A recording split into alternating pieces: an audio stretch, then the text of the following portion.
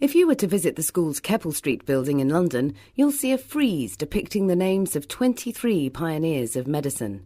None of them are women. However, the school archives are alive with stories of women who made valiant contributions to the advance of global public health. A special school event, Archive Alive, Peter Mine, introduced some of the correspondence and writings of the remarkable women who lived and thrived alongside the men of science. Tell Marjorie that the best materials for evening dresses are soft satin and good quality crepe de chine. She will need warm scarves and wraps for evening wear. These are necessary for dances. A liberal supply of underwear, especially calico drawers. Corsets must be washable and easy fitting. Mosquito boots are a must. I'm Victoria Cranner. I'm the archivist and records manager. I'm Rebecca Tremaine and I am one of the devisers of the Archive Alive project. I'm Penelope Diamond and I'm an actress and I was invited to take part in the project by Rebecca. I guess to start with, Rebecca, if you can explain, what is this all about? This is about unearthing the archive and breathing life into it and introducing it to people who wouldn't necessarily normally come into an archive room, I suppose. And I guess that my other question is, what's in the archive, Victoria? We have lots of stories about women who were involved in the growth and the advance of tropical medicine.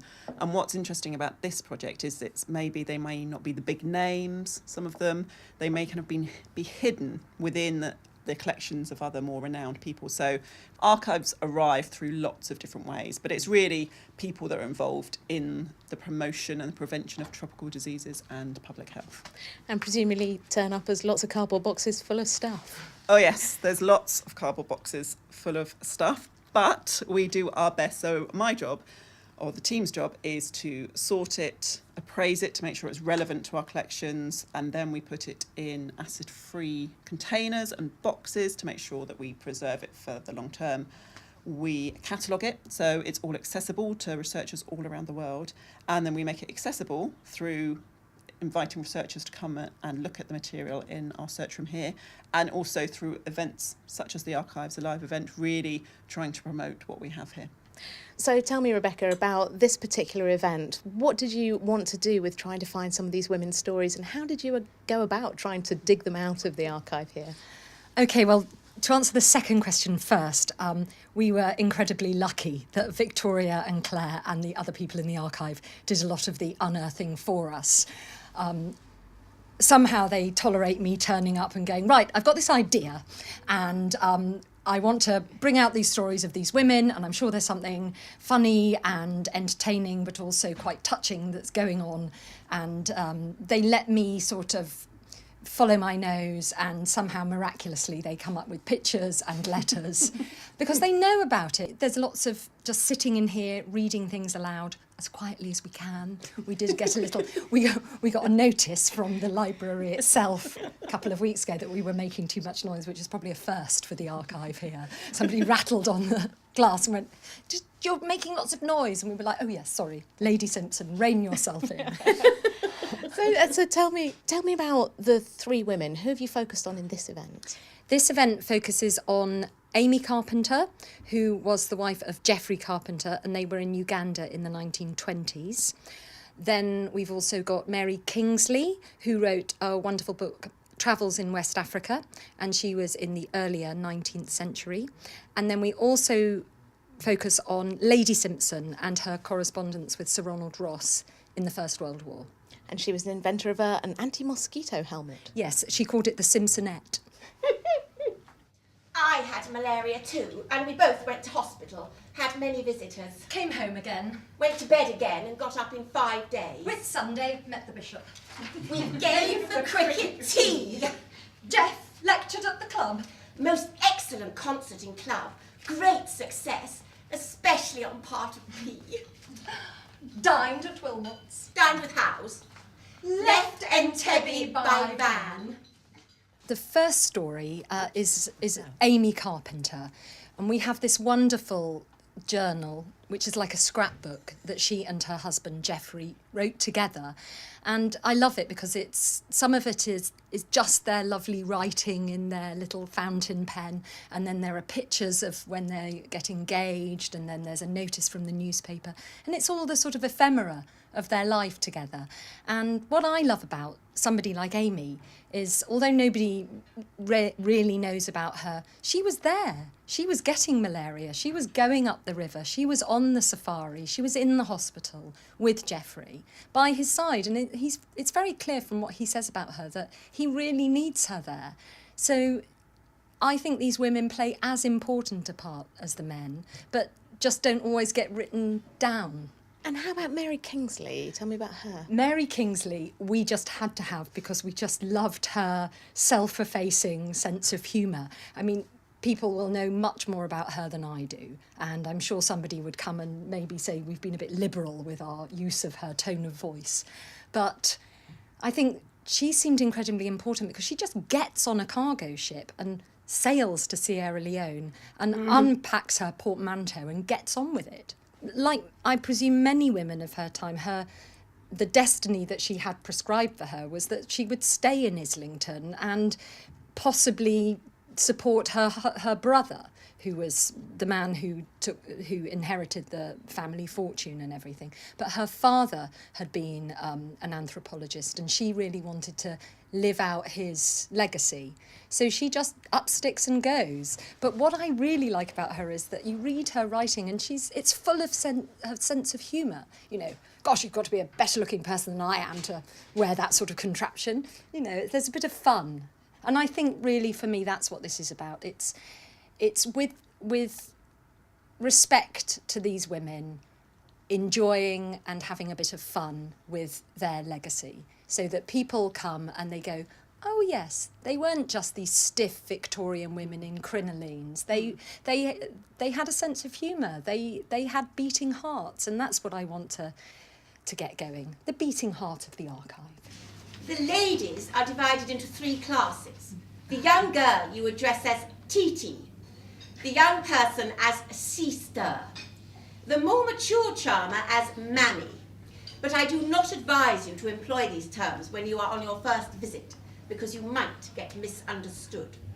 For you see, by addressing a mammy as sister, she might think either that you are unconscious of her dignity as a married lady, a matter she would soon put you right on, or that you were flirting, which of course was totally foreign to your intention and would make you feel uncomfortable. My advice is that you rigidly stick to Mrs. or Mammy. I have seen this done most successfully. There's the third character who, Penny, you brought to life so wonderfully. Tell me a bit about her. Lady Simpson. Yes, no, she's extraordinary. She's so forthright in her letters. I hadn't really taken in the picture of her until today, but she looks the most extraordinary woman, wearing a fantastic hat and obviously very much in control of every situation she should come across, I should think, and probably a bit scary to live with, I imagine. 17th of April, 1917. Dear Mrs. Simpson, will you kindly send me a good example of your anti-mosquito hood to send out to the front? A written statement giving its price, where it can be purchased, and its advantages should be added. Hurriedly yours, Professor R. Ross. 19th of April, 1917. Dear Sir Ronald, very many thanks for your order. Elmwood, the tropical equipment people, are making some models, but they are very slow, and the one I have seen is not as good as my own. I am sending you my model for you to show to the War Office. On second thoughts, I have come to the conclusion that you may mention my name to them.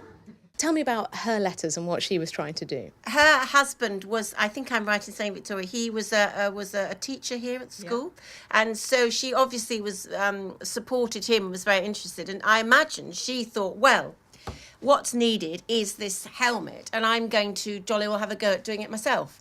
So she designed this helmet, which to my eyes seems probably sure it was the best helmet, you know. And I really admire her kind of steel at kind of pushing it through, because, you know, being a woman, it would have been harder to be taken seriously. And I think it's fantastically bold to sort of write to these people and say, look, my helmet's the best and you jolly well do it. But she also, when I saw the picture, I thought, oh yes, she really is a fantastic creature. I mean, she just looks marvellous. I would love to have met her. I hope she's looking down saying, not bad, not bad.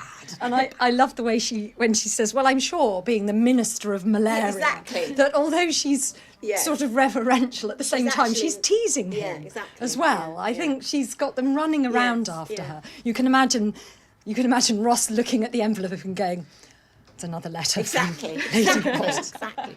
But no, I think it's a fantastic opportunity, and I also very much enjoyed doing the research and putting it together with Rebecca, because it's really nice to see which pieces will work in front of an audience and kind of work out, it's fun to do. What can archives like this add to our understanding of the people behind this research? I think they show that they're human beings and they have family lives, and from earlier collections we have the lists of things that they were going to take with them, the camping list, the equipment they need to take, and then the things that would kind of remind them of home.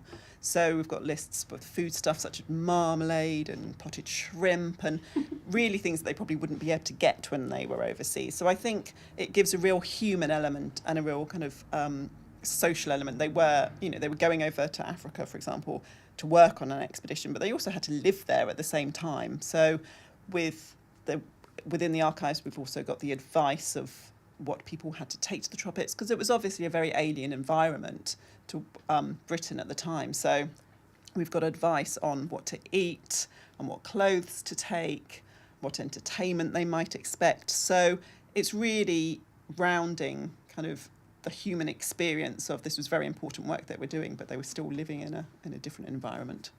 And obviously, because most of the research was done by men, these are the women's voices, the other side of the story.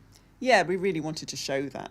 When they were there, they had their own particular roles to play in supporting the men, but also doing some of the scientific work. So Amy Carpenter did help at the clinic and she did go on safari. So she really, you can call she was an unpaid entomologist, I would say. Lab assistant. Yes, lab assistant. I mean, this place is just an absolute treasure trove of wonderful things for people to find out. I really encourage people to come and have a rifle through Victoria's boxes. Yay.